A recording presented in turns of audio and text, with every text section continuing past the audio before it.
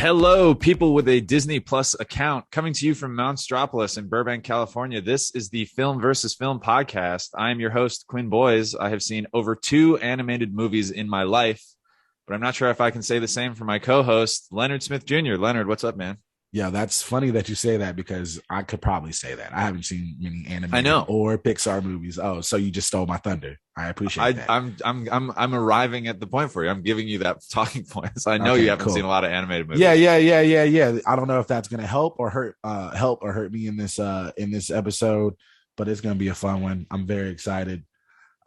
We have today with us actor, comedian, budding entrepreneur, and musician. Ronnie Adrian. I feel like you're leaving something out. Yeah, you forgot writer. Oh, writer. Can you just take it one more time? Can you take it one more time? All right, go again, Leonard. Today we have actor, comedian, writer, budding entrepreneur, musician, Ronnie Adrian. That's how you do it. That's good. Yeah, that is. There we go. That's a good intro. Keep them both, though. I want people to know your mistake. We keep mistakes here. We have a long history of mistakes on this episode. Letting the mistakes ride. What's going on there, world? I have seen many cartoon and Pixar stuff or whatever. So, yeah, this was this week we are talking about the best. It's not just animated films, it is Pixar films. So we are talking about a specific subdivision of animated films. Get that hand-drawn shit out of here. We want the 3D animation, CGI. Well, there was modeling. some hand drawing in the process, but yeah, it's all that CGI. Nah, they throw that out. I don't think so. Disney shuttered its hand-drawn division once Pixar started going off. They're like, we don't need you. See a Pocahontas, and then they went full. They really did. What is there? I can't even think of anything in the last 20 years that Princess and the Frog, I think, is like the last maybe. Okay. It was. I mean, I could tell you all about it if you want to know. What is it about? No. Well, essentially, because Ed Catmull and John Lasseter, everybody's going to realize why I was the one to pick this prompt. Okay. Because I was a little surprised by that, and I recently have been reading, or I just recently finished the book Creativity Inc. that was written by Ed Catmull. And Ed Catmull was like one of the beginning Pixar guys. And so he basically wrote a book that was part memoir, so to speak, or biography, but also part talking about the creation of Pixar and how it over the years. But it's also a book that explains about how the process of making films and stuff worked at Pixar, and a lot of the things that necessarily worked when you're working with creative people or working with a bunch of different creative. It's actually a book that I've been recommended to a lot of people because I'm like, yo, this book is awesome, and What's the name of the book? I'm gonna have to get it. It's called Creativity Inc. Inc. And what it really did for me also was title. It really helped me as a writer. If you heard the prompt earlier. It discusses the idea of of how you receive notes, but also understanding the idea that because when he talks about Pixar stuff, he goes, if you ever saw any of our first Pixar things, they're garbage, basically. They're not good at all. So when you see our movies, it just comes from the process of really it's a lot about process and a lot about things that for me as somebody who does stuff, who always wants everything that I do to be great the first time. And it's really hard for me to it has been really hard for me at times to hear how much I've missed the mark on stuff sometimes when if I get notes or something or whatever. And I'm just and having to really more come to terms with the idea that is a part of the process. And and you shouldn't be so affected by that because most of the times, and I can speak for myself, when that stuff happens, it's not even that I feel that I myself am a bad writer or I'm upset that I missed something. I am, but it's also more so that I then go to the idea that then the people that I let read it or everything else, now they think that I'm a bad writer or they think that I'm a bad creator or whatever the thing may be. And it's like a judgment thing. So it's it really helped me come to kind of some sort of terms of my stuff and my creativity, and why sometimes I could be afraid to like share stuff, or be a little bit more fearful about putting content out there or whatever. So it was a really interesting read for me.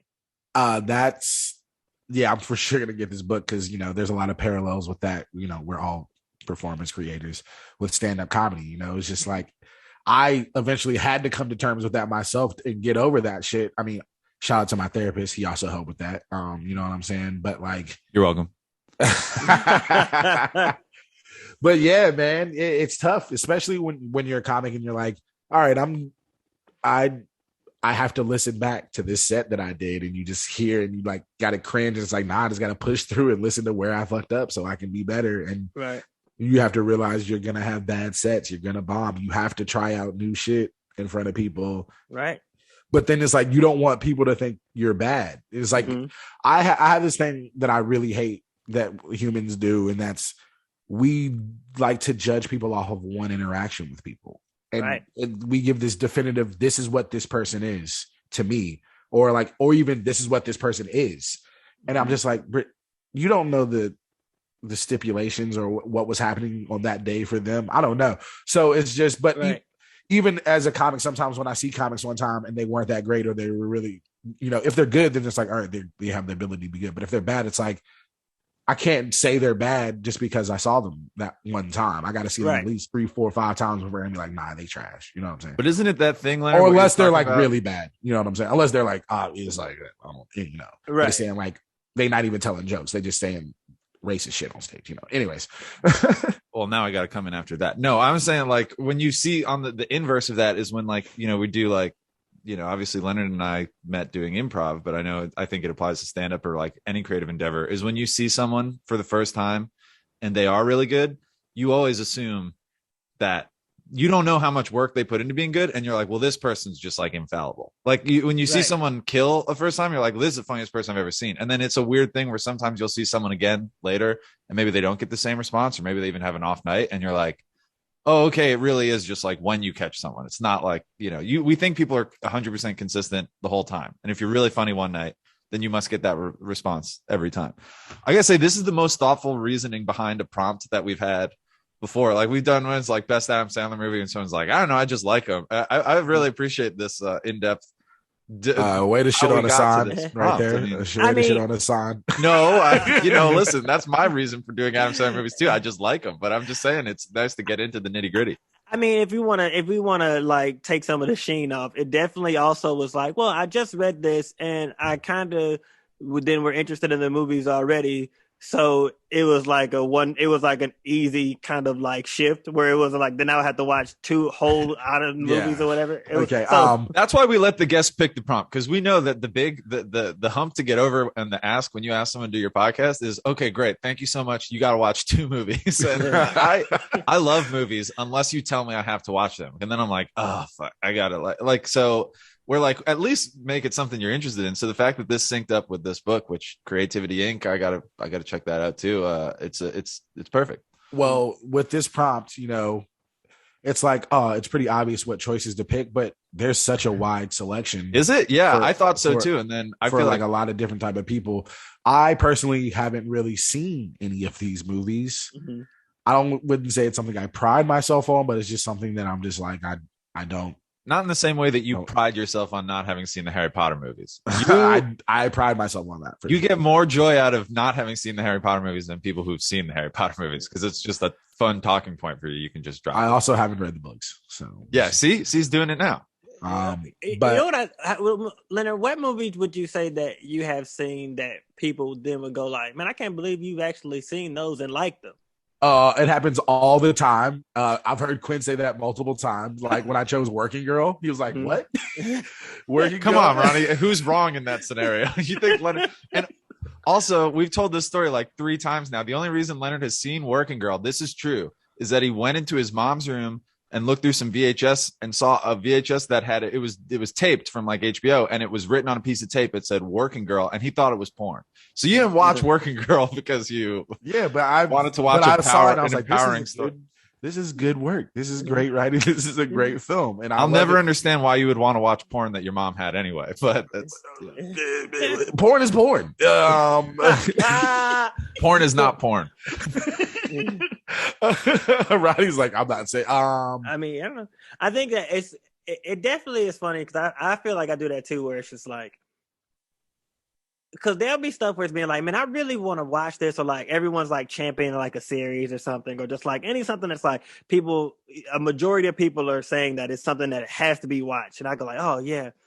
And more now than ever, I don't consciously fight against it, but it's almost subconscious where I'd be like, man, I should really watch that thing everyone says is good, and me myself, I could look at it and know that I would be interested in it, and then I'd be like, you know what? I'm going to watch The Last Action Hero instead. Like, it's just like, it's just like, and that's just what happens. Like, I'll be just watching bullshit all the time and then be like, man, I should really watch that good thing everybody's talking about. But now I'm going to go over here and watch this definitely 2-star movie. Yeah, I for sure fight that a lot, or I'll watch it like months after everyone's watched it. But there's certain shows that I just can't stay away from, that everybody's watching. Shout out to Succession. How far are you caught up? I'm caught I'm all the way up, baby. That's one of the ones that's like, I haven't watched a single episode, but it's one of the ones that's on my like, I want to start watching this and I just haven't yet. Yeah, it's also the one, and I'm like one of those people, but like it took me a while to watch Breaking Bad, and like it's this like stubborn human thing that I think a lot of us have, we all have, which is like the more people tell me to watch it, the more people I'm like, all right, relax about this, I'll get to it. And so like it took me a while to watch it, and then I watch it and I'm like, this is great. Why didn't I start this earlier? And I'm now that person with Succession where I'm like, you got to watch it. And I can feel people being like, I'm going to watch it later now that you're like bugging me about it. I'm going to wait now more. That's but you got to watch it, Ronnie. You got to check that out. You got to watch it after we're done recording. For real, so good. Watch it as soon as. Leonard, are there any black people in that show? There is not. There's in season 3, there is a black person, but I also appreciate it because these people don't like black people, so they wouldn't be around them. So it feels real. They hired Sanaa Lathan to be Kendall's lawyer in season 3, and then they don't use her. They don't use her. Like, yeah, they're like, and he just shits on her the whole time. And it's like, they hired a black person to not use her as much as like any other, Alexander Skarsgård. But anyway. But being stubborn and realizing that you like these things is kind of what I could say about Pixar films. Like, I'm not saying they're not bad movies. I've never thought like those movies suck. I'm just like, I've never really been interested. Well, I think they're thought of as kids movie. Like when you said that, Ronnie, I take it that when people find out you like Pixar movies, maybe they're surprised. Is that why you said that? Like, what movies that people don't think you'd like? Because I feel like if you're an adult who likes Pixar movies, there's a certain, and I don't think it's anyone on this podcast, but like there's a certain amount of people who are like, those movies are for kids. Like, why you watch that movie? It's for kids. But maybe that's not. I also, I mean, that might be true. I also think that, we run around with a community that is more to the fact that they watch Pixar than not. Yeah. Yes, that's true. So like if I went back home to South Carolina, then sure, maybe people would be like, why are you watching that baby movie or whatever? or like they have watched it, but because they also have like multiple children, you know what I mean? So it's like, I've seen it because I took my kids or something. Yeah. But like here, it's like you meet full grown adults in their 30s and they're like, oh yeah, I went by myself, like like watch parties and stuff. And you're like, oh yeah, like the entertainment community is just different than a regular community. We love all forms of media.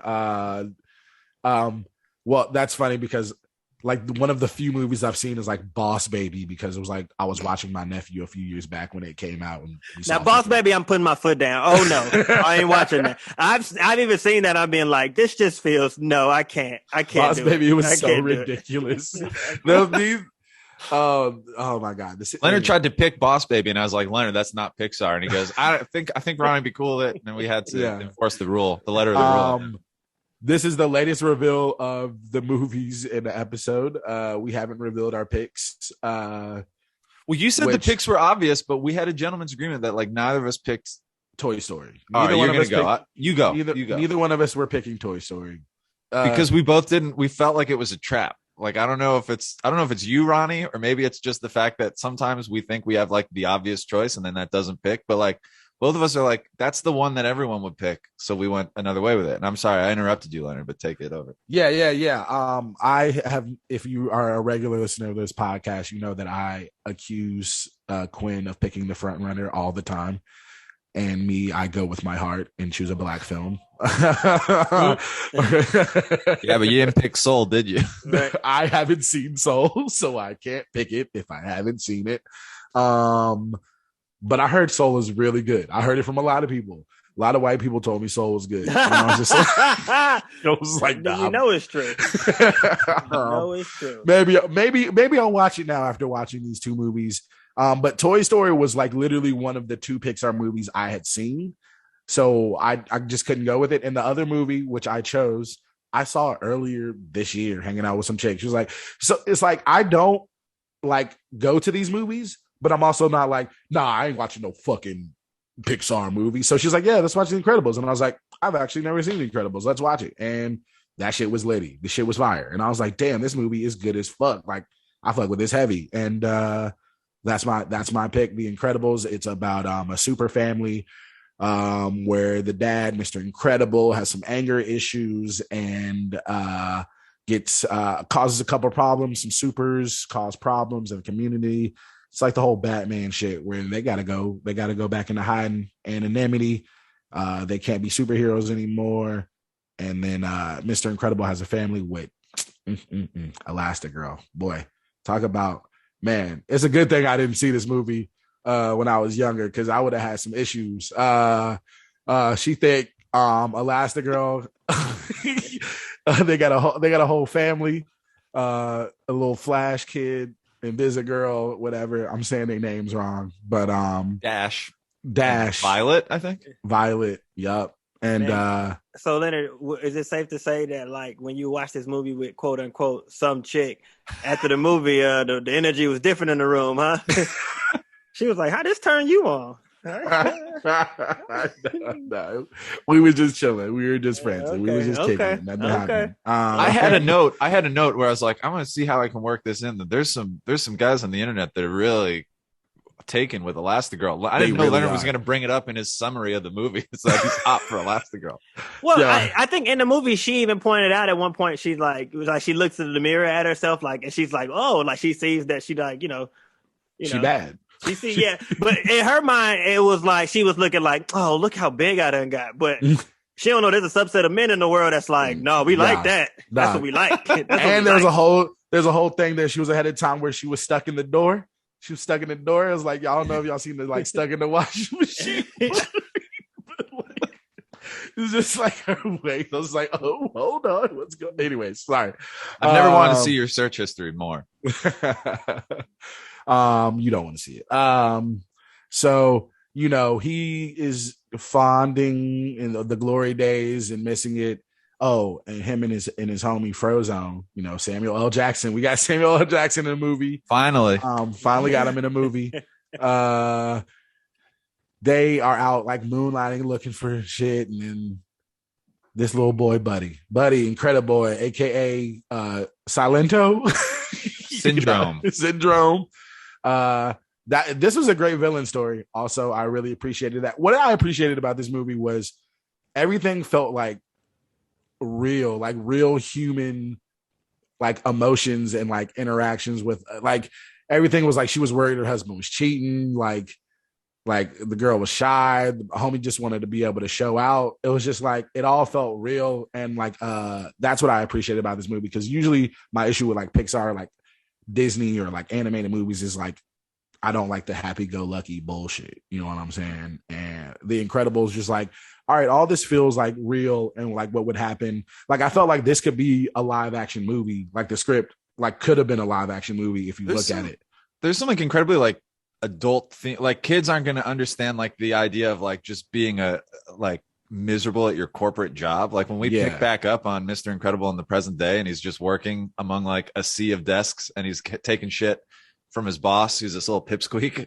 That's kind of a adult idea. And then also like what causes the whole superhero registration, whatever, which is that a guy tries to kill himself. Mr. Incredible saves him. And then this guy's like, now I'm going to sue you, which is very American. But like, I that's like something that I feel like is right over I mean, maybe it's not over a kid's head, but it's like a big thing for them to have to chew on. And then, yeah, like she thinks her husband's cheating on her when like he's like getting back into the superhero game. And in fact, it's like they've mapped it out where that's the scenario, or he's like sneaking away and he's, Yeah, getting the ship. getting It's in like shape, he's back to gets his a new old car. Yeah. Like he was tapping that thing again. You know what I'm saying? It's like a midlife crisis movie, kind of, which Yeah. is not a thing that a 6-year-old can relate to. But this movie is for 6-year-olds and adults, which is, I guess, what Pixar does well. But Also, I just gotta say the moment I'm gonna bring it up now when Dash is running on the water and he sees that he can run on the water, he's just like, like that moment was so fire to me. Just him being like, well, goddamn, like, oh, I'm that nigga. Like it was just, I'm Jesus. I'm Jesus. Yeah, like that shit was wild. He's like, oh shit, I can run on water. Oh, let's go. You know what I'm saying? Like I was like, all right, this is dope. But yeah, it's about a family of superheroes becoming, just a regular family becoming a family of superheroes and working together and midlife crisis. It was good. I enjoyed it. Everything felt real. Like the villain backstory, the kid wanting to like be his like sidekick and him being like, nah, like, no, I work alone. You're a kid. And like him not having superpowers and like creating all these things so he could be a superhero. It all felt like, I was like, all right, I can get behind this. This all feels pretty genuine and like in as far Ronnie, as what's your relationship to this movie? It was like, had you seen this when it came out, or did you see this later? Like, I'll get into my pick, but first, I'm interested in what you thought of it. Who's that to me? Yeah. No, I think I feel like The Incredibles was something that I originally seen. I mean, I watched it again not too long ago. But I feel like that was one of those movies that like I just seen like later in the process, like later down the line. Like it had already been out, people had already talked about it. Mm-hmm. Like and and that was just one of those kind of I just gotta watch this to watch this. Like, yeah, like everyone says that is you kind of thing. I think there was like a period, especially when I lived here, and like the only thing that I really was doing was like work and home, and I used to, and I used to go to the library often, and I would like check out DVD stuff from the library. Like I had a library, like this is back then when it's being like DVD and stuff was still popping, and like the library had, like if I didn't have a car, so like I would be able to like take the train or take the bus, whatever. And so, I'd be going to different libraries, seeing what was popping in their DVD section or whatever. And I feel like this is one of those times where like it's just something about, and I think I think about it the same way, where it's just something about having like seeing the physical. It's maybe how people feel about records, but it's like seeing like that physical representation of just like all the things like in front of you, where you're just like sitting there and you're just like looking at it. It just everything looks so tight. So it's like, oh, I got this record or this or like this. So it was like that. So when I went to the library, they would have all the DVDs and stuff, and they'd be like, oh, I haven't seen this. Oh, I haven't. It makes it feel like a smorgasbord, as opposed to like now when you're at home and you're just scrolling, it feels like this thing is never ending to where you almost don't want to watch anything. Yep. that is yeah. I've never thought about it like that. It's kind of crazy. Like as a society, we're losing that whole like, oh, I'm just gonna spend the day and walk through a record store and look at records and stuff like that. Right. The tyranny of choice. Does your guys' Netflix do that thing now where it tells you like if you've been scrolling long enough and you keep going down those sections, like those subdivisions, how they categorize movies, where they give me an option where they're like, we'll just play something for you on shuffle. Like, has that feature made its way to your guys' Netflix yet? Because I'm like, wow, they really know that I don't decide at all. I don't watch Netflix, so nah. Wow. Yeah. You opposed? That's a principled stance from when. No. I'm honestly mad because I had Netflix for like years. I canceled it like earlier this year, and because I was like, I had been paying for like 2 screens, and I never watched it, and I was like, damn, I don't ever. And it was funny though. As soon as I like ended it, I was like, damn, there's something I want to watch on Netflix. But one of my roommates got Netflix, so if there's something like particular that I need to watch, I'll go on there. But I don't even watch Netflix, dog. No. Sorry. Do you not watch anything, or you just like I'm too? No, busy I watch. hustling? I'm a HBO stan. Like I'm all about HBO Max. That's I mean, the app is trash. The app is super trash, but big HBO Max guy. What makes it trash? I don't know. I recently got into it, and I like because I think it. Well, and Netflix kind of do it, but I think HBO does it the best in the fact that it keeps me up to date of like what I've watched and where I am or something. Like, and it has that thing. Because Netflix, if you have something and you stop watching it, it'll be like still watched or whatever. But at a certain point, if you haven't watched it in a while, they almost take it away and they'll put it back in its place somewhere. And like, I think if you click on it, it'll still be like, hey, you haven't, but like, it's not in the section where it's like, hey, remember, you're still watching these. And Hulu doesn't really like Hulu kind of does it, but not as well. And whatever, I don't like Hulu either. I bought Disney Plus for a month for this. I was like, I'm not about to rent both these movies. It's the same price. I'll watch The Mandalorian finally. You couldn't get a free trial, or you wanted? Sure, there was a free trial. I don't know. It has every episode of The Simpsons. I watched a couple episodes of The Simpsons yesterday. I was like, all right, fuck it. I'm gonna get my money's worth out of this shit. I watched every Simpsons in the pandemic. Wow, which I think is deserving of a separate podcast. I'll just talk about it really is 22.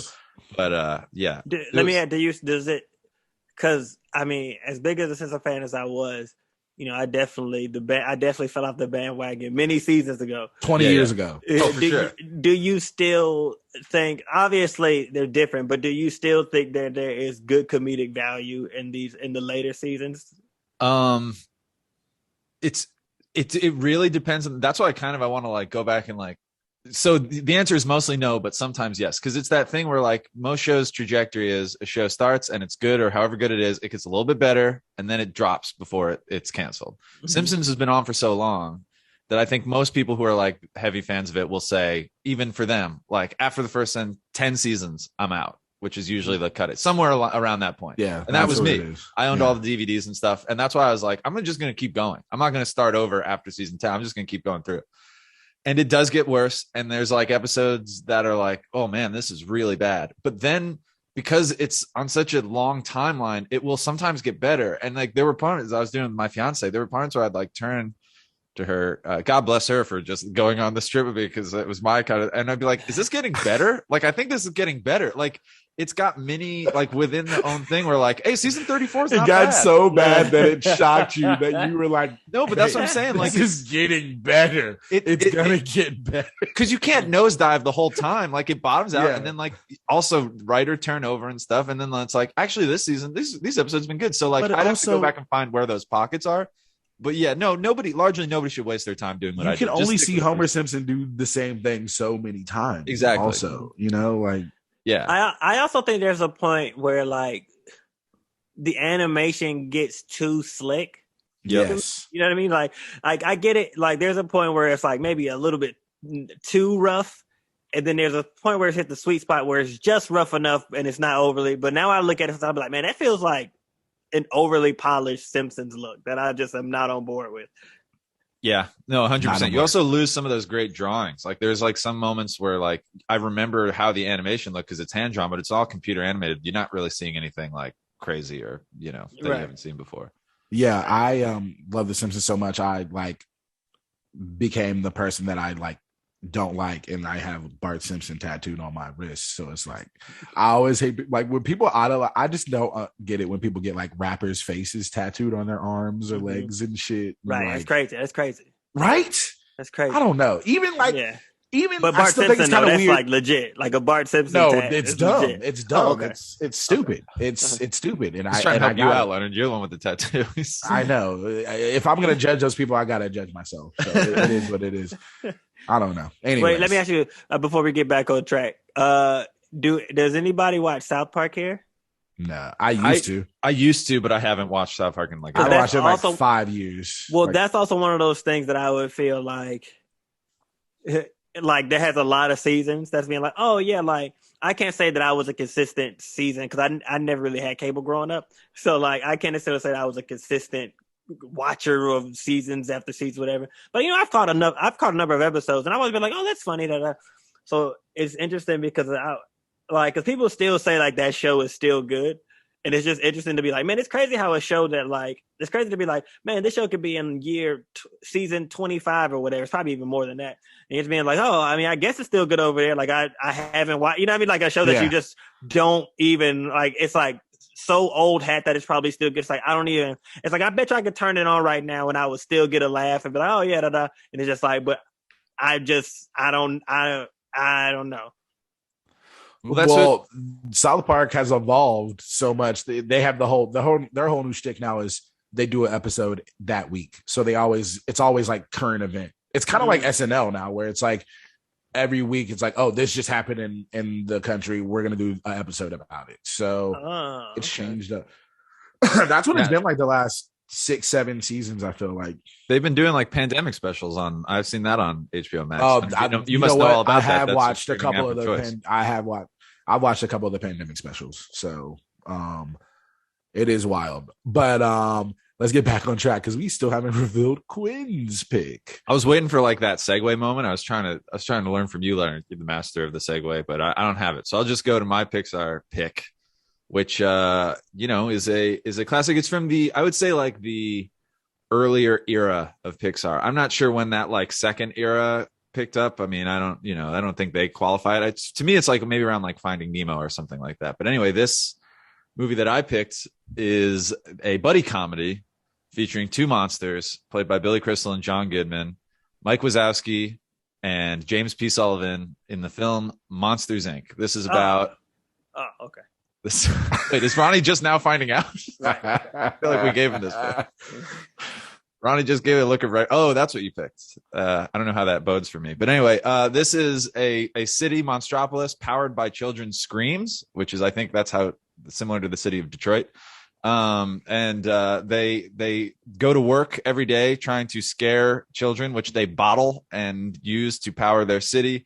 The best monster scarer in the biz is James P. Sullivan. That's John Goodman's character. He's a big, scary wolf looking or bear looking thing, but he's really, cuddly. They're all cuddly. That's the kind of gimmick, because none of them are scary. This is just a day job for them. And the plot kicks in when a child that Sully is scaring, a little girl who they call Boo, who's like 2 years old, winds up accidentally coming into the monster world. And then we learn that actually monsters are terrified of children. So it becomes this whole thing of, we got to get her back. There's this kind of intricate thing where there's a system of like doors work as portals. They drop them down. You step in, you scare the kid, you get the scream, you step out, and then the doors get pulled back up on a conveyor belt. They got to find her door. They got to get her back to her world, all the while forming a relationship and an attachment with this little girl. And they're trying to stop Randall, which is kind of like a chameleon shapeshifter or, sort of thing, voiced by the one and only Steve Buscemi. Steve Buscemi is in this movie. I mean, normal Pixar hijinks ensue. There's laughs, there's feeling, there's emotion. I'm man enough to admit that I cried when I watched this movie. It's also recently, or wait, I was gonna say, did you cry on this watch? Yeah. Uh-huh. Yeah. Okay. Because you hadn't seen it before the time you watched it now? Nope. No. I have seen it multiple times. This was my first time seeing it. I had not watched it probably in like 10 years, but I mean, in the previous 10 years, I'd seen it a lot. And my sister, I'm like 11 years older than my sister. So like I watched it when it came out in theaters. And then when she got old enough to watch it, it was like it was playing in our house a lot, put it that way. So I saw it. I had two different distinct eras where I remember watching this movie. And that's my pick. It's this movie is in 2001. This movie, the first thing that struck me about this movie, watching it on a modern TV with like high definition, like whatever, is that Pixar, the animation's still good. I mean, it's a cartoon. They're not really depicting humans other than Boo, the little girl. But like, I'm like, well, Pixar really likes, even Incredibles, like Pixar really steps its game up, where now it's like the animation is crazy sophisticated. But back then, watching Monsters Inc., I remember my mind being blown at like Sully's hair. Like you can see individual hair follicles and stuff, or like some of the things they do. And now you watch it and you're like, I feel like a 13-year-old kid could do this. Like they can make this animation. I mean, and here's the thing which you learn about in the book, because when I watched Toy Story again after like the book, I was like, man, this like telling the story of the journey of what it took to get there. It's like, oh yeah, and like how much it, like, so at the time it was being like, you look at it being like, it was like, this was very hard to do in 1994 or whatever the time it came out. But you're looking back at it now, you're being like, yo, this looks crazy. Like this looks like a video game. Like it just looks so like it looks so like it does look like you could do. I can look like I do this I can make this on my phone right now. But it's like that's the same thing when I always think about people where it's being like which I understand now as being like if you weren't alive at the time, you can't understand like how big something was. Like you can kind of get the sense of it, or people could tell you. But as somebody who's now lived through the benefits of whatever that thing was before, like you don't get it. You really had to be alive at the time to be like, remember, we didn't have this before this happened. So everybody, this was new. This shit was new to the scene. It was right. It was the hot new thing. But like, and I guess now as I get older, it's like I realize that more than ever. Because like if I see something, my mom is like, oh, da da da, and I'm like, what was she talking about? Like I'm looking at it like this is. So and so does this every show or whatever the hell the thing is, whatever. But it's like, oh, like the older I get, it's like, oh, like, and people like shitting on stuff that I liked when I was younger. It's being like, well, y'all don't understand. Like before this, like we were starving for this. The streets were starving for this. That reminds me of an old coworker of mine. It was like 2009. He took his mom to see Avatar in like 3D, and she hadn't seen a movie since like 1985 or some shit. Like she hadn't seen a movie in like 20, 30 years. And he took her to see Avatar in 3D. And like, I was just like, damn, like I killed her. Yeah, I know, right? She died. Oh my God. But like, I want to know more about why she stopped seeing movies for 25 years. But some people just don't be seeing movies. But like, he was just telling me like how mind blowing of an experience it was for her. And I was just like, damn, like, that's how it was when that Toy Story dropped. It was like, what is this? What's going on? What is this? No, it brings up a good point because anytime people are like, they remade King Kong in 2005 with like Peter Jackson remade it, and people were like, I remember seeing it in theaters and being into it, and people were like, well, the original, and I'm like, I have no interest. As at the time, like a teenager in the 2000s, I'm like, I don't want to go back and watch a movie from 1930, whatever it is. Yeah. But also, like, you see that claymation gorilla and it's like that's not, but what you're saying, Ronnie, is like people at the time were like, holy shit, that's a gorilla. Yeah. It's like people seem dumb. The past people seem dumb. I feel like that's the thing. And now you watch Mike Wazowski and he's basically a green ball that they put some sticks on for limbs. But at the time you're watching that shit and you're like, this is the pinnacle of artistic CGI achievement. It doesn't get any better than Mike Wazowski. They've reached the peak. But I think it's because they spent so much time on Sully. Like Sully, they were like, look, we can't have too high detail. Yeah, that's true. They designed Sully first. They put all the work in, and they're like, oh shit, this movie's got to come out in November. So like, quick. Mike Wazowski's a ball. All right, so a ball with two eyes? No, we don't have the time. Give him one big eye and move on. Good enough. But Ronnie, had you seen this movie? What was your relationship to this movie? Was this one you saw later, or did you see it when it came out? Yeah, this is also a later type. This is also a later joint. Yeah. And yeah, like, I think I also was, enamored by that Pixar thing that is like, you think these movies are for kids, and some of them might be a little bit closer to kids than others, but there are still a lot of adult themes or aspects of the movie that as an adult, it keeps you interested as well, and also I think the character of Boo is like, maybe that's just like my thing about like movies or Pixar X movies in general, but like just like real plucky kids like are just like, oh, this is I think they're adorable. So like I think Boo is just like the most adorable human child. When she's bobbing around in that little monster costume they put her in, and she's like, causing mayhem and Monsters Inc. Right. Monsters Inc. is the name of the company they work. It's also the name of the film. But yeah, it's you can't beat it. Leonard, what Yeah, they you were hadn't just seen this movie actually. I'm interested. no, I hadn't seen this movie, but I know the studios were all about it because they're like, we don't have to pay extra for a real kid. Like, there's no kid that in real life that's this cute. You know what I'm Right. saying? It's like it's hitting all its lines. It's like hitting its marks. You know what I'm Hitting saying? all its lines. Yeah, they don't have to do that like only 4 hours a day. We got to get her a tutor. You know, Exactly. you can work that animated kid to It- the bone. It literally is like, all right, let's make the best case scenario kid. Yeah, and like we've all been around kids where it's being like, man, if you just stayed at this, it would be great. But then Yeah. you've also been on the other side. Like, I got 3 sisters, and between them, there's a lot of children.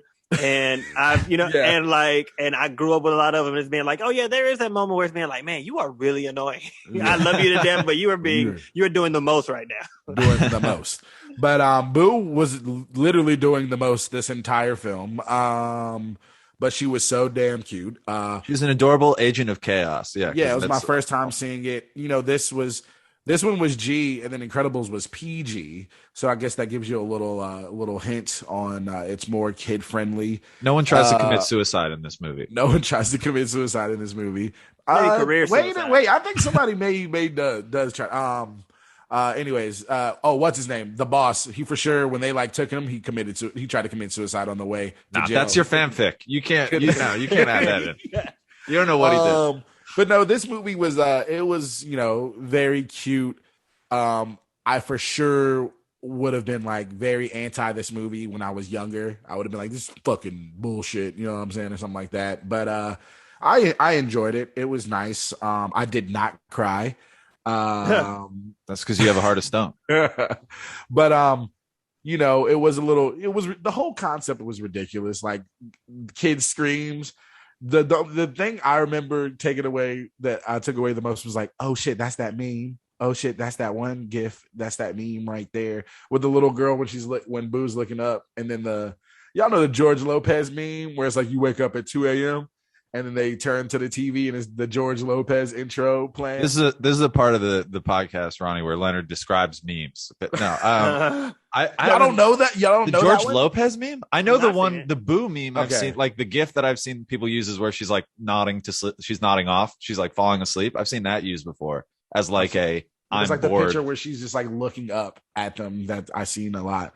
But anyways, my bad, went off on the memes. But no, it was cute. It was fun. The whole concept was fucking ridiculous, but it has to be. It's about monsters and shit. I thought it was funny how the monsters were all afraid of the kid. You know, the kid was like on him and like touching him though, and he was just like, all right. But Boo Sully still has some unresolved issues. Like Sully needs to find a reason to live because he can't keep going to visiting Boo. Boo got to grow up. Boo is a human being. Like he need to find something to fill that hole. He can't just be coming to visit Boo. And how long was Boo gone? Boo was in Monstropolis for days and shit. I was thinking about what Boo's parents must be thinking. Yeah, what was she missing? She just showed up in her room. They was out in the field. 100 people arm to arm looking through the field looking for Boo, and Boo back in the room, and don't nobody know, you know. So you know there were little parts where I was like, I don't get it. Seems to be Monstropolis. I mean, like they go to work and it's daytime, but all the kids are scaring. It's night. So like when she's there for the day, then it would have been that night, but she stays overnight. So the parents would have had a full day. Yeah. To be like, where's our daughter? And I'm surprised when they finally get back in that room, there's not like police tape up. Exactly. People like exactly. That's what I was thinking. Yeah. Also, it was very obvious, like from the jump, the whole laugh. It was like, all right, they're gonna use the laugh, like get the energy from the laugh. Stop scaring these kids. You know what I'm saying? 10 times is someone's got to be fired for not figuring that out sooner. Exactly. It's 10 times more powerful to get laughs from children than I'm gonna pause y'all just for 1 second, just because I gotta say this. Ever since Quinn brought up the idea that was Leonard's fanfic, I looked at my iPad to be like, oh yeah, like Monsters Inc. Let's see, do they got Monsters Inc. sex pics?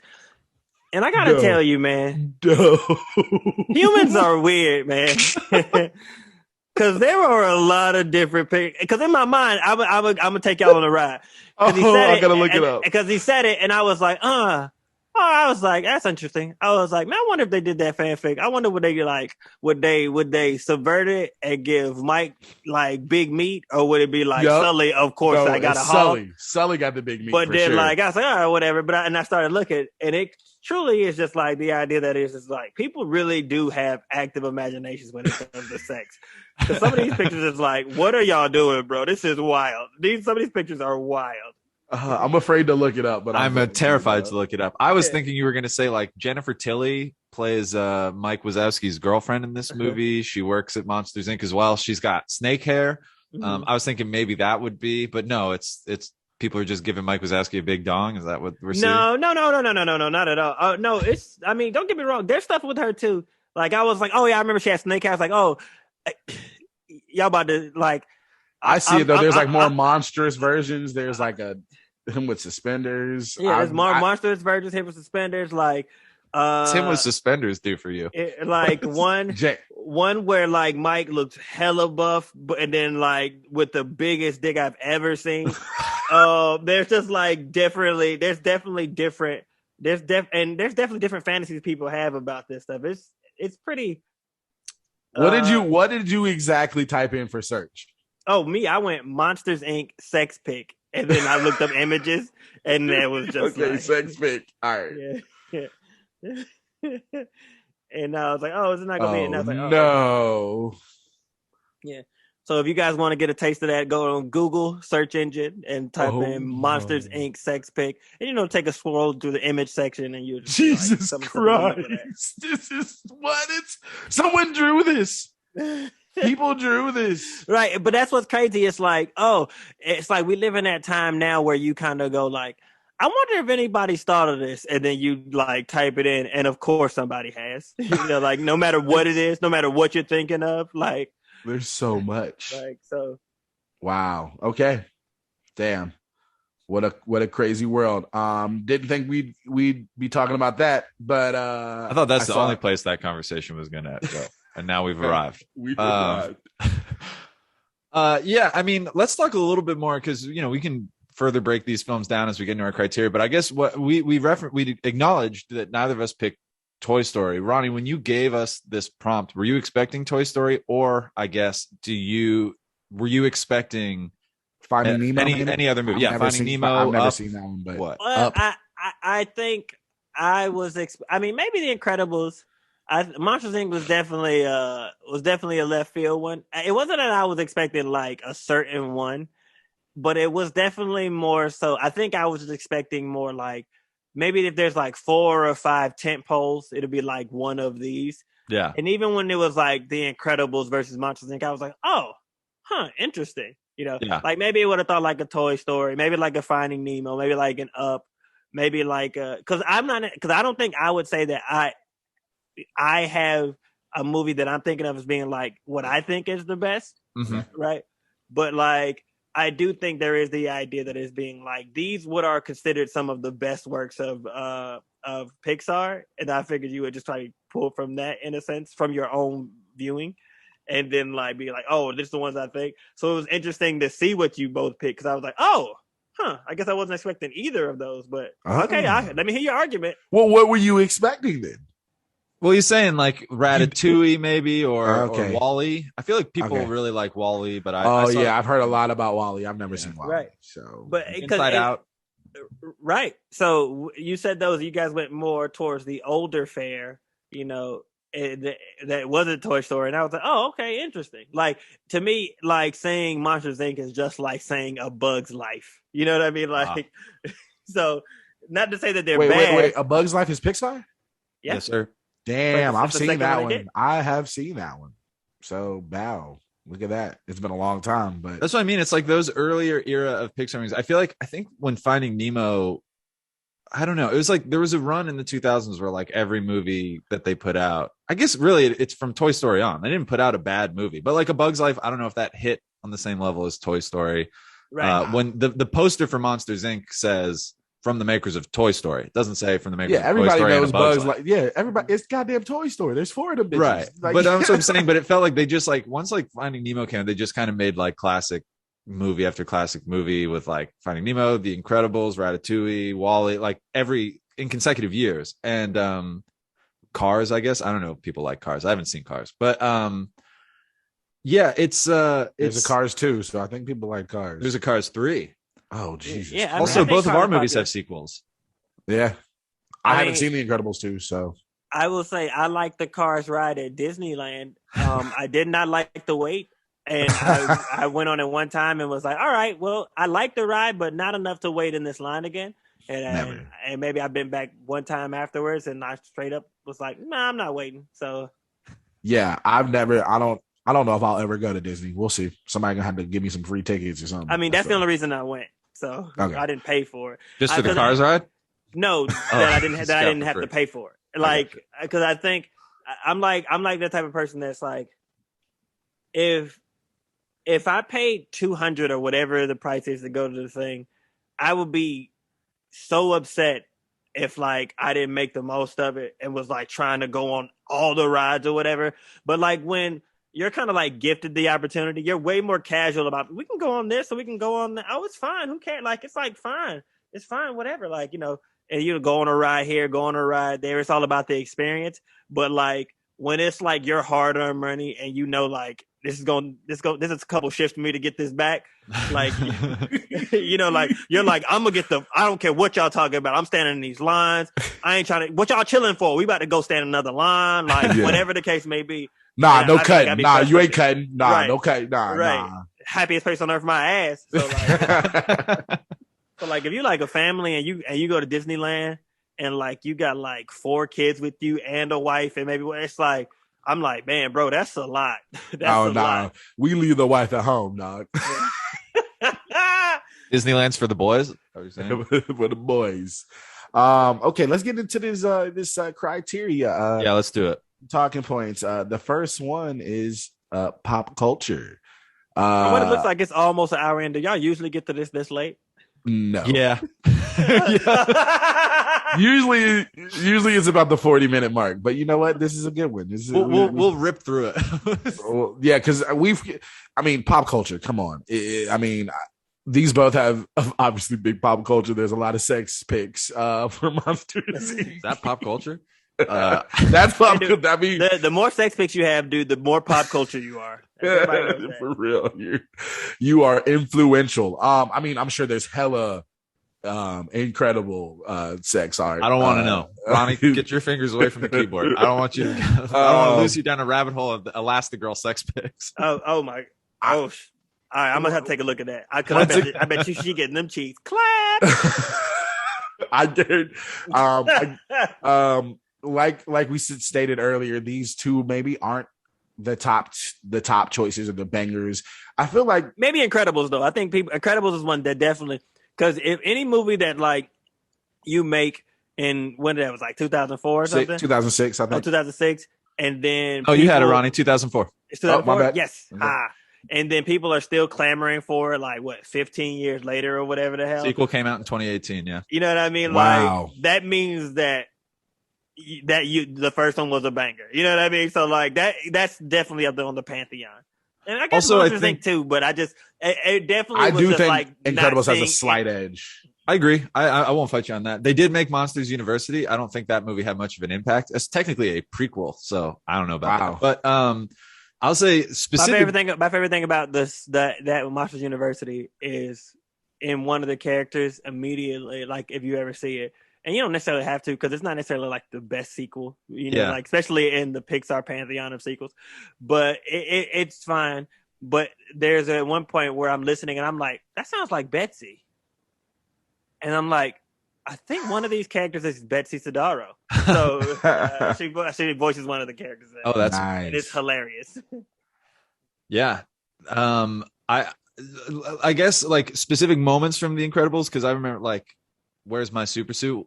Like that's a big. Like, that's I feel a like big Samuel L. Jackson might still get that shouted at him by a certain subsection of his fans if they haven't completely just view him as Nick Fury now. But like, where's my super suit? And Edna Mode, you haven't even mentioned the character who designs the suit, no capes, like that whole. I feel like she was like the breakout character at the time from that movie. It was her little bob haircut and her long. Didn't she have like a long cigarette? Or am I? imagining that. But anyway, like that's like the parts of that movie that I remember is like without having before rewatching was like Edna with the suits and the guy tries to commit suicide and he doesn't, and then he gets sued. And but for Monsters Inc., I don't know. I think you're right. I think it's mostly just stuff around the Boo character. Like you'll still see in GIFs sometimes, like, you know, you can drop Boo in there, get your point across, exit that conversation. Yeah. I don't know otherwise, like that there's that much like strong pop culture, like people are still referencing about Monsters Inc. I don't know. I mean, well, they actually, that might not be true because they actually just put out a whole show on Disney Plus. So there's a Monsters Inc. show. There's a Monsters Inc. show on Disney Plus. There's a Monsters Inc. show. Yeah. Shit. It just came Did out. Did they this get year. the original guys? Yeah. What? Billy Crystal was available. Billy Crystal and John Goodman. I wonder if that was like right. I'm looking it up. It's called Monsters at Work. Billy Crystal, John Goodman, Mindy like, Kaling we're joins stuck at home. The cast. Henry Winkler. Okay, they're like, we stuck at home. Let's just record it. Let's just make it. I feel like that's points for me in some capacity. Is that they're still making new Monsters shit. But okay, let's move on to our next one, Leonard. Our second, and this is actually maybe going to be another short conversation because they're Pixar movies. They are made to hold up. But the second thing we like to talk about, Ronnie, is does this movie hold up? Or specifically, are there any moments of the movie that don't hold up? And that can be because, like, you know, you wouldn't do this today, a certain joke, a certain plot line, whatever.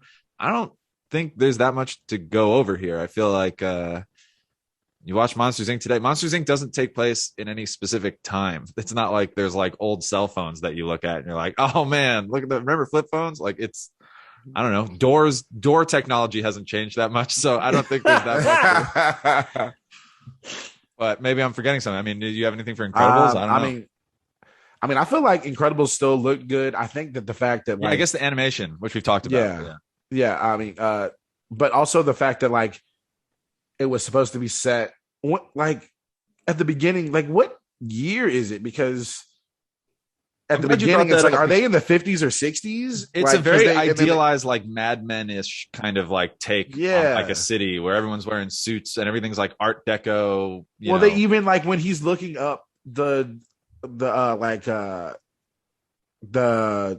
heroes that had died, their birth dates were like 1940, 1937, and I was just like, oh damn. So is this set in the 60s? Like, because that's why everything, you know. I mean, it's probably set in the 80s or 90s by the time that they like get the band back together, right? Because he's middle aged. So if he was born in like 1940 and he's 45, then he would have been like, so it would have been 1985. I feel like don't think that hard about it, but that is interesting. I didn't catch that they had birth dates like when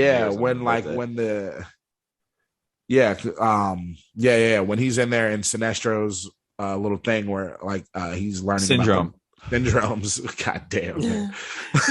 The whole time I'm saying that thing, I was like, who the hell is that? Sinestro is from the X-Men. Yeah, I know that. That's why I was like, wait a minute, what is happening? Syndrome.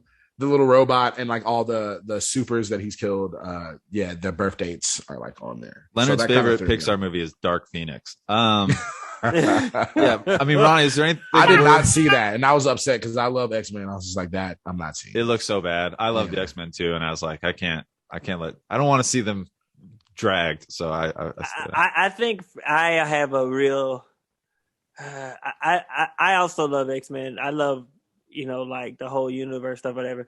I think for me, it's like it's getting almost too like crossovery, cross-platformy, like too multiverses, it's, or just being like, or just like restarts in a way that's being like, why you restarting? I don't even know. It's, you know what I mean? It's just like, okay, and I'm just like, all right, fine. But okay, so all these new people are different, but you're still going to bring Hugh Jackman back, which is like, okay, you know what I mean? Like, which I was all fine with because I fucking love Hugh Jackman as Wolverine. But I just think that it's just like, I don't know, like it's just almost the point of being like, all right, well, because they're probably going to like at some point go like, all right, new X-Men. Everyone goes like, sure, I guess. You know what I mean? Like they kind of already. It's just weird to like halfway do it. It's like either go all the way or just like. And especially like I don't even know why you want to bring Wolverine back after Logan. Like you want to bring not Wolverine back, but damn, what's his name? Hugh Jackman. Hugh Jackman back after Logan because like damn, that was just the perfect the perfect ending. Like just let Right. it end They right probably there. won't, and he probably doesn't want to do it anymore. He feels like I'm an actor for real. I'm done with that. Whatever. I mean, but it is one of the things being like, if you're going to do an X-Men, I mean, maybe this is a bias of me. It's like, but you got to give me a good Wolverine. Like, where's Wolverine at? Who do you see as the next Wolverine? Oh, I don't know. I mean, I guess I don't. My first thought know. was Tom Hardy, but he's already playing Venom, so I don't know if he could. I could see maybe Tom Hardy being a Wolverine. I think what you're talking about is right, Ronnie. Too. It's like the X-Men. There's probably like a million X-Men if you just go back through all the comics and all the ones they introduced. And so then like they did the X-Men movies in the early 2000s, and then they're like, all right, we're gonna do like First Class and the New Mutant, stuff like that. But anytime you give me like, there's so many X-Men, but also, and it's my fault as a fan, I'm like, I liked First Class. I liked the Xavier Magneto dynamic, but then I was also like, man, these other X-Men are boring. Like this guy can yell really loud. That one girl had wings. Like you have fucking butterfly wings. Storm. I don't give a fuck about that. Yeah, it's right. Give me the classics. Have you guys not seen the cartoon? Like, give me the classics. Yeah. You know what I mean? There's 12 X-Men, and I need at least 8 of them in every movie. Oh my god. They just added X-Men to Disney Plus, I think. The whole X-Men original series. That 1 month subscription's paying dividends on. You're gonna be book solid until January. There you go. Like, I think it's just so once again off track, but I think it's just so like I like X-Men, but I think about it in the same way where I think about any type of movie that is like a movie that was like a video game or something. Like if I think of like a Street Fighter movie or like a Mortal Kombat movie or whatever, where it's like I want to see all the characters I know, but if you gonna like not do them justice, it's almost like, then why am I even watching? Like, why did you even make this? You know what I mean? Like if you just brought in Kano or Sub-Zero just to kill them in like 2 seconds, then why the fuck? Like why would I care about this? You know what exactly. I mean? Like if I'm watching a Street Fighter movie and like Ken and Ryu just kind of show up like at the end where it's like, all right, let's fight for fucking, I don't know, one of the weakest characters that you could have made a whole movie about. It's just like I don't. That's care not what it. I'm here for. Right, exactly. And that's funny because I've picked both those movies at some point on this podcast. I was a big Street Fighter and a Mortal Kombat fan. That was like one of like the 5 movies I had growing up. So I watched them both a lot. I mean, and I bet, and it's almost as notion as being like, it's like those things of being like, because anytime I see something that like, for example, sometimes one time ago when I was scrolling on Amazon Prime and I was looking through and I got to one of the sections that's just like, oh, I didn't realize that they made like cartoon movies about video games I remember growing up. So like, I think there was like one for like Fatal Fury. I don't know if you ever remember that, like Fatal Fury, like the Super Nintendo game or whatever. Yeah. And it's just like, oh, and I didn't ever really play it that much, but it's just something about seeing something that you kind of remember nostalgically from your childhood that kind of brings back some sort of memories about it. And it was like, oh man, like, oh, that kind of would be cool. Oh, that'd be kind of cool to see, whatever that thing may be. So when you take these kind of video games that have like characters, especially as they got to the 2s and 3s or whatever of these games where like the characters went from like 8 characters you could choose from to like 15 to 25 to Sabal like, and fucking, it's like they can't really give everybody screen time, but it is like, okay, great. Well, you at least do the best ones that everybody knows is the best ones justice. You know what I mean? If you're going to do Mortal Kombat, obviously Scorpion has to be there. Like Liu Kang. If you go do Street Fighter, obviously, like, I don't know what, Guile and Ryu and Ken or whatever, Chun-Li, blah, blah, blah. So if you're going to do X-Men, it's like, sure, Wolverine, of course, Cyclops.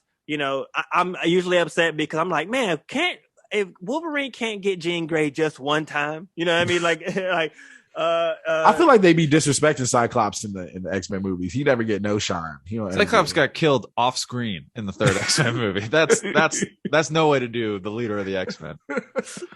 I do like that moment in that first X-Men movie where it's like, stay away. He's like, oh, are you going to tell me to stay away from your girl? And he goes, if I had to do that, she wouldn't be my girl. Then later on, he's like, yo, Logan, stay away from my girl. All right. X-Men. It holds up. I think that's what we got out of the Right, and the new Mortal Kombat is also fire. Yeah, new Mortal Kombat wasn't bad. Mortal Kombat is fire. I did not like the original.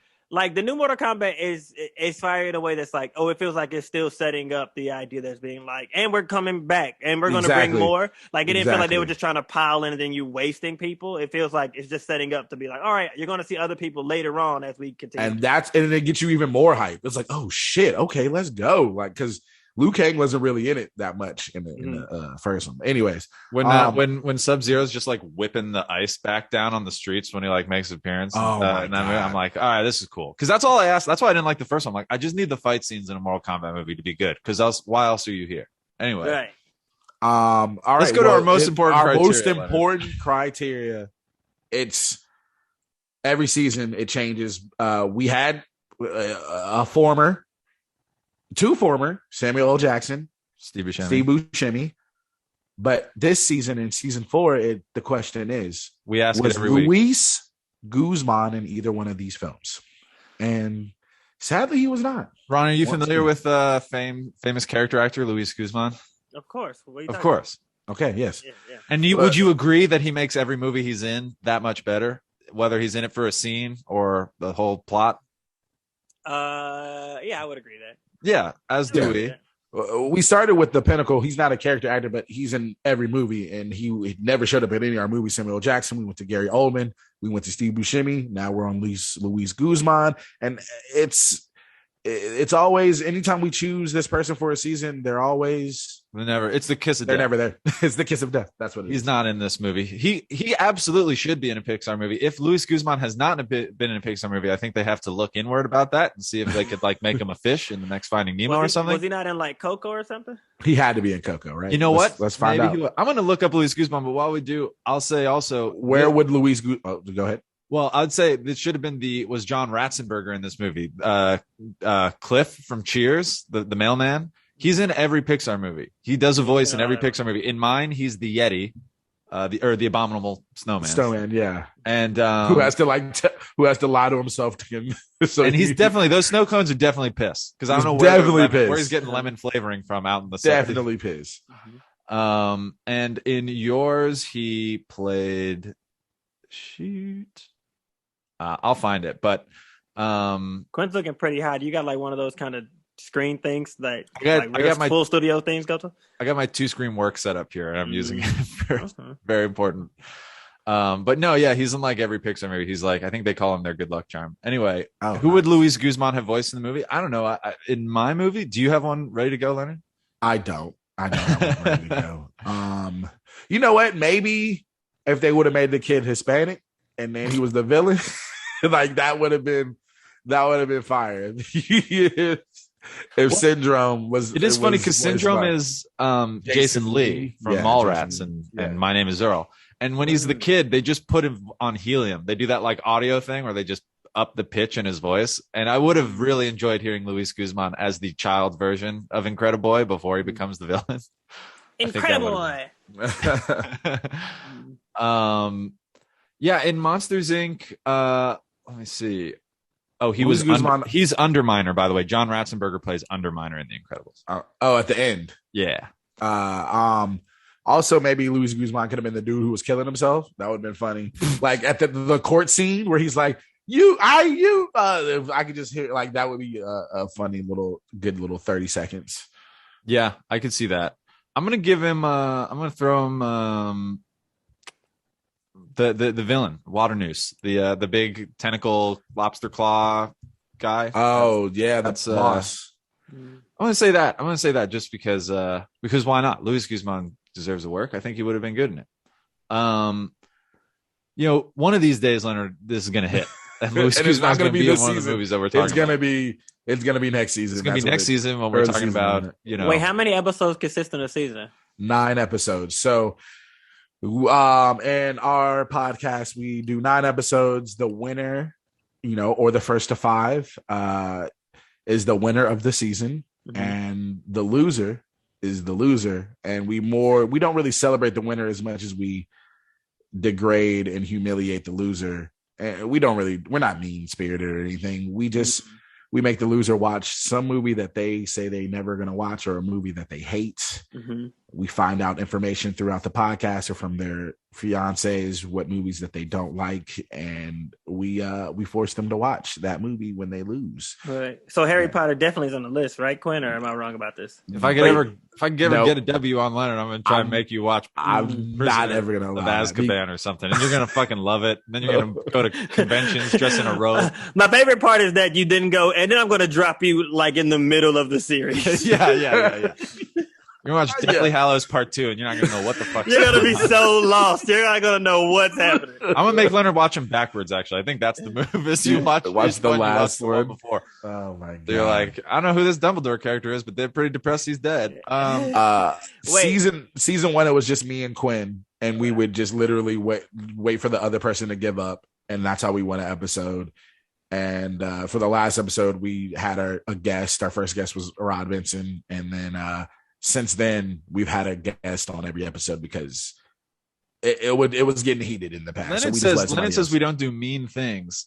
Leonard, this last time when Leonard got the W, I mean, he made me a shirt that says loser on it, and then it says my name. So I've had to wear that. I've had to post a picture in it, and it just, you think you have a healthy ego. It is still currently Quinn's avatar on his Instagram until you wear a shirt that says loser with your name on it, and then you really put things in check. But yeah, that's really tough. That's tough. Wait, so if you say first of 5, but it's a 9 episode, so what if somebody just whips off 5 in a row right from the start of the season? We're fucked.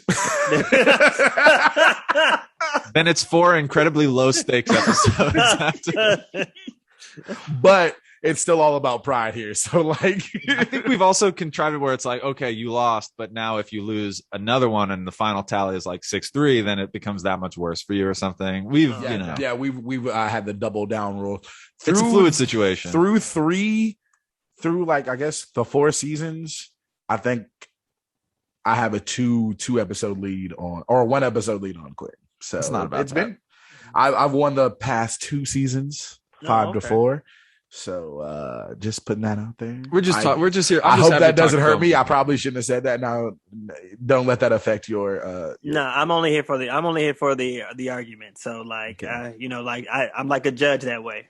None of that clouds my mind. Only the actual argument put before me about the films. Okay, you'd be a very good juror. I feel like, Ronnie. All right, let's. If they can catch me. The runaway juror. All right, let's kind of rip through, because Pixar movies are all highly rated. I think these will be pretty similar, but we can rip through our 4th category, which is stats, which is reviews and box office. I have the box office for both in front of me, Leonard, unless you have it pulled up. Go ahead, say it. Let it out. Monsters Inc. in 2001 was made for an estimated $115 million, which is kind of wild. Wow. Yeah. Worldwide gross, $579 million. Oh, that's huge return. Yeah, but not as huge as The Incredibles, though. Not as huge as The Incredibles, which was made for $92 million 3 years later, which is kind of wild. Like, it cost less to make that. And that movie, they figured things out. They probably were like, all right, we know the process. We can. And it made $630 million worldwide.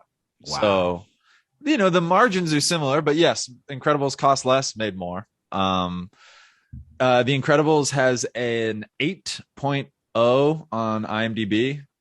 And a Monsters Inc. has a 8.1. That difference is pretty negligible. I think we can go Rotten Tomatoes was the same. I think Incredibles is 97%. Monsters Inc. is 96%. Yeah. Really, what that tells you is no Pixar movie at this time was getting, like, they were all hits. They were all, like, there wasn't a lot to compete with them.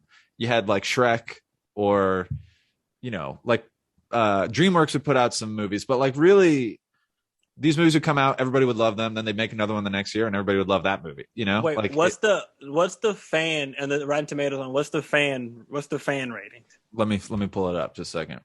I got it. Oh, you got it. Oh, I'm looking at The Incredibles. The fan rating is 90% audience score. Okay.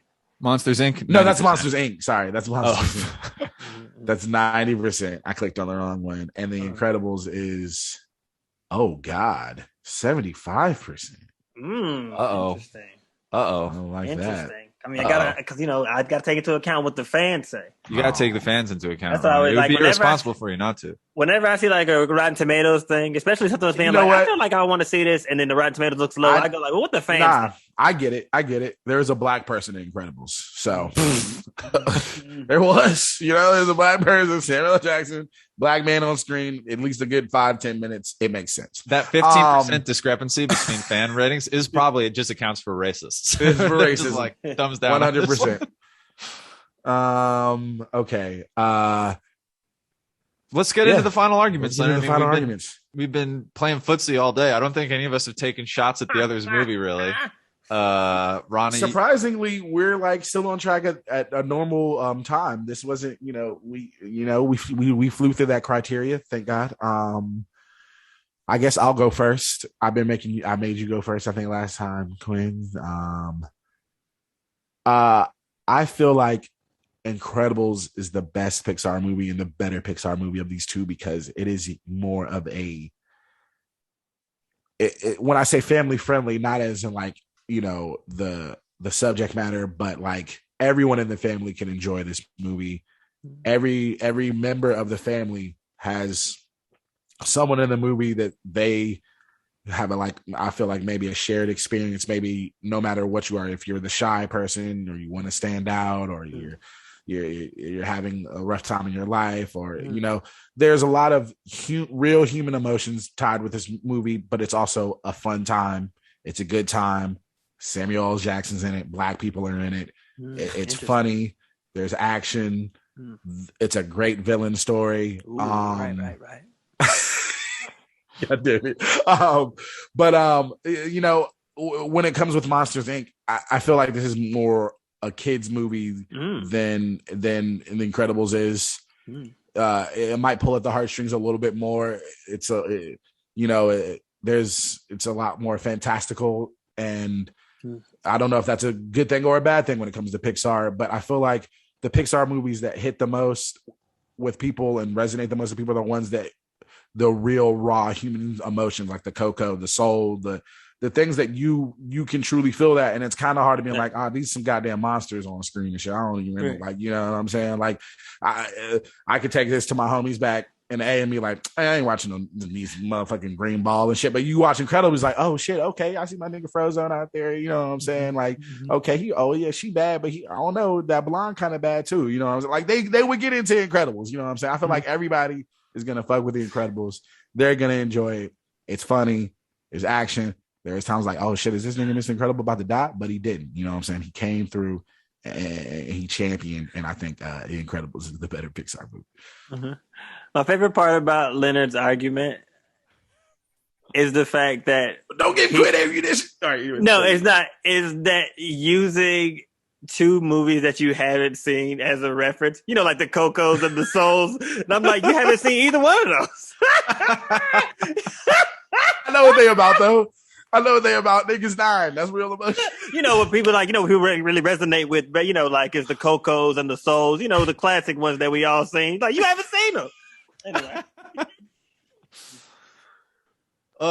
Quinn, I think you're up, right? Shit, that's right. I'm up. Thank you. Thank you. Order Ronnie. in the court. Order in the court. Quinn, you have the floor.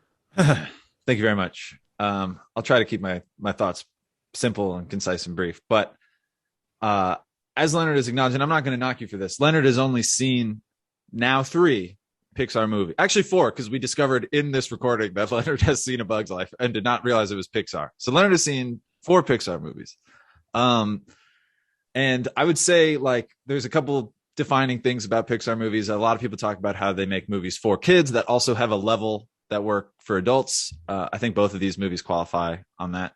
I think they are like the cutting edge of animation. I think though these movies now look a little bit dated at their time, they come through on that. But I think what Leonard is maybe missing, and The Incredibles is definitely a Pixar movie, but where it ventures away is that like Pixar movies typically, and modern Pixar maybe not quite as much, but they take something, there's that element of like the fantastical, and there's that element of like personifying something that doesn't have a personality. So for example, Toy Story, it was like, what do toys do when we're not looking? They're alive, they run around. A Bug's Life, it's like, what if these little ants, and they're like, they have personalities, they have Cars, I don't want to know physiologically how cars even is supposed to work, but those things are alive, and the windshield has eyeballs. It's giving personifying things that are kind of, you know, ordinary. And that's, I think, that kind of childlike imagination. And so what hooked me about Monsters Inc. back then, and what still I feel like works today, is it takes this very kid concept, Mom, Dad, there's a monster in my closet, and it's like, all right, let's extrapolate on that. What is the monster doing when he's not in your closet? He's probably got like a 9-to-5 job. He's going to work. His city's powered by your screams. There's this kind of imagination element where they build out this entire world like they do for Toy Story. The toys are only alive when you're not looking. So like as a kid, I was a kid. I used to watch Toy Story all the time. I'd be shooting sideways glances at my toys and be like, what are you guys doing when I'm not here? You know, you're imagining it activates your imagination. Monsters Inc. It's the same thing. What are the monsters that are under my bed doing when they're not under my bed? It's that kind of thing. And then I think the parents appreciate, you know, the Billy Crystal of it all, doing his like Catskills humor to the one black person in Monsters Inc., which is the boy that he's trying those bits out at the end of the movie. He's like doing his like, you know, when we used to play volleyball, I was the ball. And that kid's like, you're not getting anything from me on this. Anyway, there was a black person in Monsters Inc. We don't know what he was. He was brown. True. That's true, I suppose. But I guess it's like, I think of Pixar movies as like kind of incredible imagination things. And for The Incredibles, they're kind of taking a genre that by 2004, that's the year of Spider-Man 2, was already well established. The superhero movie. So this is like Pixar's take on the superhero movie. And it's incredible. It's really good. But we've seen the superhero movie before. Pixar's not bringing us anything new with The Incredibles that we haven't seen before. I mean, even fucking Spider-Man 2 is about, do I still want to be a superhero? What's the moral cost? I don't think they're dealing as much, though it's a visual treat and the voice performances are great and it's all blah, blah, blah.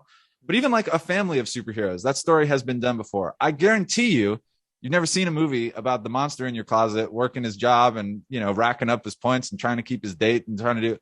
And I think that heart element is what sets it apart. And now if we were talking about other Pixar movies, Up, whatever, like you could make arguments against it, but we are strictly talking Monsters Inc. against The Incredibles. And I think Monsters Inc. is the more original movie. I think it's funnier. I think it has a better cast. I think it's more emotional. I already said it made me cry. Ronnie never said it didn't make him cry. I'm kind of hoping Ronnie welled up at the end when Sully's saying goodbye to Boo and Boo's trying to follow him. And he's like, no, you got to stay. And she opens the door and he's not there. That doesn't make you cry. Ronnie, you have sisters. Maybe you're the younger one. But for me, it was like, I'm definitely the youngest. For me, it was like, that was a very emotional thing. I watched it with my sister. And I think that's what Pixar movies do. They connect you on an emotional level. And I could watch it with someone 10 years younger than me, 20 years older than me, and we'll get different things out of it. As you could with The Incredibles. Yeah, you could. But I think I think Monsters Inc. is more original. I think it does it better.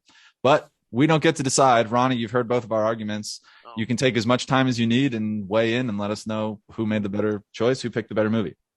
Okay, interesting. What your thought process was, anything. Interesting. Okay.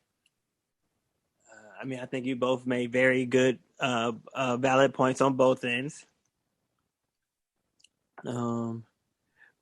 Just out of curiosity, Quinn, when you say, you know, we've seen a family of superheroes before, what's an example of that?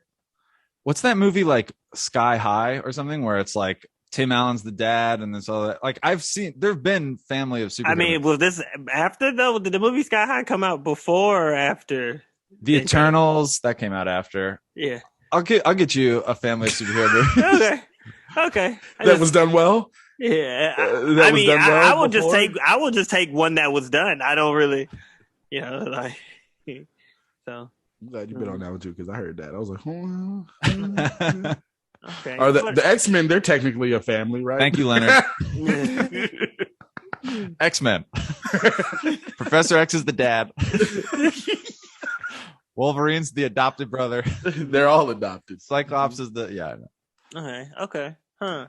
No, I mean, no. I mean, I think there are both points. Fantastic Four. Those still are more teams than families, even though like what their husband. Oh well, Johnny and is our brother. Stu are brother and sister, and in the new one or the latest one, where Michael B. Jordan is the adopted daughter of Jessica Alba's family, and so like Johnny, he's Johnny Storm. For those who didn't keep up with the 2000 whatever. Nope, didn't see it. Fantastic Four. Anyway, man, I really am kind of a nerd. Not psych. Anybody out here listening to this think that I'm admitting that you're wrong. Y'all the fucking nerds. I'm cool as hell. Anyway, yeah, interesting. I think these are both some interesting points. Quinn, you opened my eyes to some aspects that maybe I didn't necessarily think of when I thought of Monsters Inc. Spy Kids. Shut up. Oh my God. The family of They're spies. I mean, but come on. Superheroes. They're spies. Ronnie broke me with that question. Now I'm like, because I know that there's an answer to it, but I don't know what the answer is. Yeah, I mean, maybe, but it feels like the answer is just after the fact. I don't think like Teenage Mutant Ninja Turtles. Oh, caught your head on that one. All right. I mean, and Teenage Mutant Ninja Turtles, especially the very first one, the 1991. Yeah. Go Ninja, go Ninja, go. Anyways, all right. That's actually the second one. But anyway, yeah, you're right. Anyway, Secret of the Ooze. See. Anyway, I always love this part where like the judge is just like it's all fun and games until you got to pick, and then it becomes, I mean, and what's the what's the standings right now for this season? It's tied. It's tied 3-3. Okay. But Leonard's won the past 2 seasons. I'm just throwing that out there. If you wanted to something to tip your scale, if you need like a feather to fall on one scale, I'm just saying. All right, this is what I will say.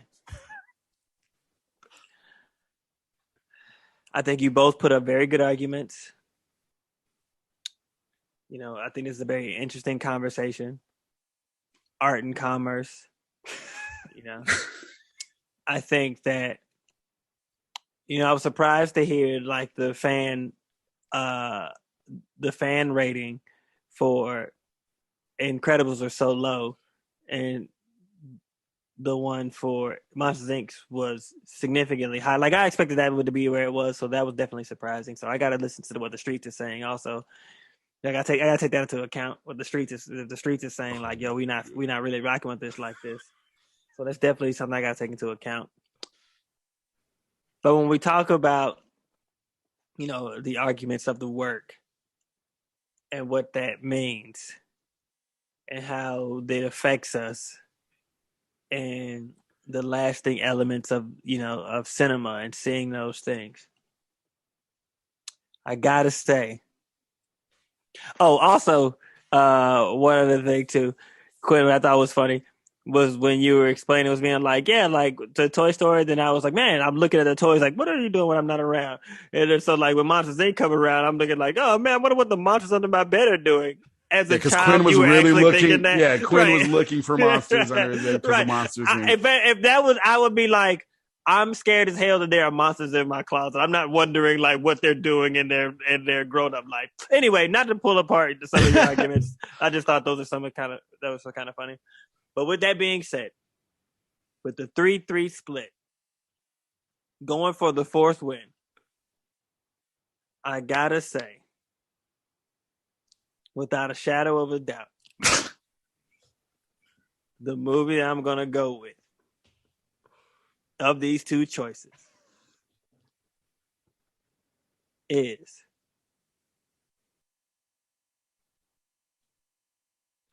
and it's a 3-syllable one. Wait. Does that work still? Oh no, it doesn't work. Okay, hold on a second. Okay. Hold on. All right. Yes. All right. Not Monsters Inc. That's 3 syllables. Yes. The Incredibles. But that's why it doesn't work, because of the Incredibles. It's not. So yeah, that still doesn't sway my thing. But the point that I want to make here is, let me ask you this before I give my verdict, and then I will give my verdict. Do you go, all right, I thought of a movie too. 1, 2, 3. Here's what the movie is, or do you go like, this is what I'm picking, then somebody else gets to pick, or do you? Whoever comes to their decision first, text the other person, and then you're on the clock. So yeah, no, there's no like time you submit by or anything. Wait, and then you're on the clock? I guess I mean there is no clock. So like Leonard picked, and then I was like, I gotta get mine in. Leonard picked first this week, but sometimes I pick first. Normally Quinn gets them out pretty quickly, but I mean, there are times when try not to overthink it. There are times where we instantly know the prompt. Like when I hear a prompt, I'm like, oh, I already know what I'm choosing. Yeah, and when Leonard heard this prompt, he's like, shit, I've only seen 2 of these movies, so I'm just gonna go flip a coin and then I'll come back. Wait, so we're choosing between these 2 movies, The Incredibles and Monsters. No, I got that. So then, is there ever a time where you go like, man, I would have picked that one? Or like, oh, like whatever the prompt may be, or are you always on different? There was like yes, one of them was the sequel before. Episode Terminator 2. Like that, I was probably going to pick that one. Uh-huh. He picked that. It's happened. So normally, I for sure go a lot more with my heart. I feel like Quinn is always trying to get the win, which I have no issue with. I picked Monsters Inc. You think if I'm I was not talking trying about to this just episode. get the I'm not win, talking I about this wouldn't have episode. gone I'm Toy not Story. talking about this episode. I'm talking about past episodes. Quinn went with his heart this time, and I appreciate it. And it might cost him. So all right. Well, with that being said, the movie that I am choosing is The Incredibles. Oh, went with what his a heart. comeback. And you gotta love that he went with his heart. But yeah, this time your heart betrayed you. Oh, let's go. Oh, it's been a comeback, baby. It's comeback season. God damn. Because we rearranged the episodes. Quinn started out 3-1, but let's go, baby. Looks like this episode didn't bring is brought on the tears for a different reason. So looks like Monsters Inc. has brought you tears for a different reason. There we go. Oh, let me take that line back. Looks like Monsters Inc. had brought you tears for a different reason this time. There we go. That's a good take. Yeah, that sucks. Hey Leonard, edit that first one out.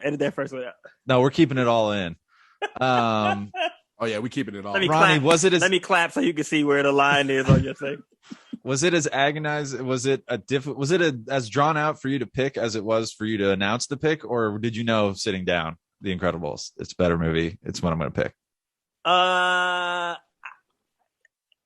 Yeah, that's a yes. He was going to pick The Incredibles the whole time. I wasn't, but I will say this. I mean, I was thinking like, I think it will be The Incredibles, but I was open to hear what was said.